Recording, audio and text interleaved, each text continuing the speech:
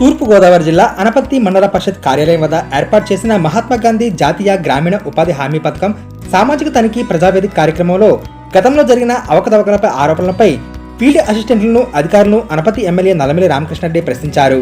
అనంతరం అనపత్తి శాసనసభ్యులు నల్లమిల్లి రామకృష్ణారెడ్డి పాత్రికేయుల సమావేశంలో మాట్లాడుతూ మత్తళ్ల మాయాజాలంతో కోట్లాది రూపాయలు పక్కదారి పట్టిందని ఈ సందర్భంగా గుర్తించామన్నారు. అనపత్తి మండలంలో 11 గ్రామాలకు సంవత్సర కాలంలో 8.38 కోట్ల NREGS నిధులతో అనేక కార్యక్రమాలు జరిగాయని, వాటిపై ఈ రోజు అనపత్తి MDO ఆఫీస్ ప్రాంగణంలో సామాజిక తనిఖీ ప్రజావేదిక కార్యక్రమం నిర్వహించగా అనేక అవకతవకలు బయటపడ్డాయన్నారు. మత్తళ్ల మాయాజాలంతో అనేక కోట్ల అవినీతికి పాల్పడ్డారని, వారి దగ్గర నుండి అవినీతి సొమ్మును రికవరీ చేయాలని అధికారులను ఆదేశించడం జరిగిందన్నారు.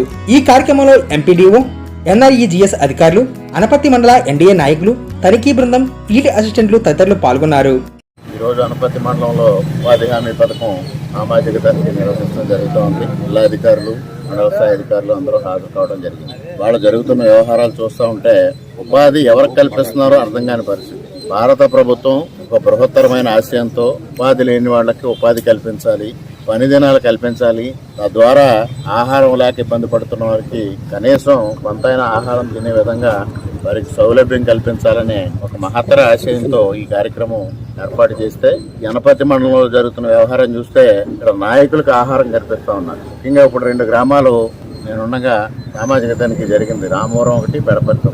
దారుణమైన వ్యవహారాలు వెలుగు చూస్తూ ఉన్నాయంటే అనపత్తి మండలానికి సంబంధించి 8.34 కోట్ల పని ఈ సంవత్సరం జరిగితే దానిలో ఒక ఫీల్డ్ అసిస్టెంట్ తన సొంత ఇంట్లో తల్లికి, అన్నగారికి కూడా మస్తర్లు వేసుకోవడం, కుల వృత్తులు చేసుకునే వాళ్ళకి మస్తర్లు వేయడం, ఇంత దారుణంగా వ్యవహారం జరుగుతూ ఉంటే ఆ పైన పై స్థాయి అధికారులు కూడా మిన్నకుండడం, వారితో కొమ్మక్కవడం, ఈ విధంగా తప్పుడు మస్తర్లు వేసి పైన నాయకులకి అందజేయడం. మరి నీతి నిజాయితీకి మారుపేరని మాజీ శాసనసభ్యులు పెద్ద మాటలు చెప్పేవారు. మరి ఇవాళ వారికి ప్రధానమైన నాయకులు ఉన్న గ్రామాల్లో దారుణంగా అవినీతి అక్రమాలు వెలుగు చూస్తూ ఉంటే డబ్బంతా ఎక్కడికి వెళ్ళినట్టు వారు సమాధానం చెప్పాల్సిన అవసరం ఉంది. ఆనాటి షాడో ఎమ్మెల్యే గారికి చేరిందా, గ్రామస్థాయి నాయకులతోనే పరిమితం అయిందా, ఏమీ తెలియని పరిస్థితి. అధికారులను కోరేది నిశ్చితంగా పరిశీలన చేయాలి, బాధ్యులపైన కఠినంగా శిక్షలు విధించడమే కాకుండా వారు దిగమింగిన సొమ్ముని వెనక్కి రప్పించే కార్యక్రమం చేయాలనేది కూడా సందర్భంగా కోరుతా ఉన్నా. మరి ఒక నవ్వులాట మాదిరిగా ప్రభుత్వ ధనం దుర్వినియోగం అవుతుందనే బాధ ఏ కోసైనా కూడా ప్రభుత్వ ఉద్యోగుల్లో కనిపించకపోవడం అనేది చాలా దుర్మార్గమైన విషయం. ఇది తీవ్రంగా ఖండిస్తా ఉన్నాం.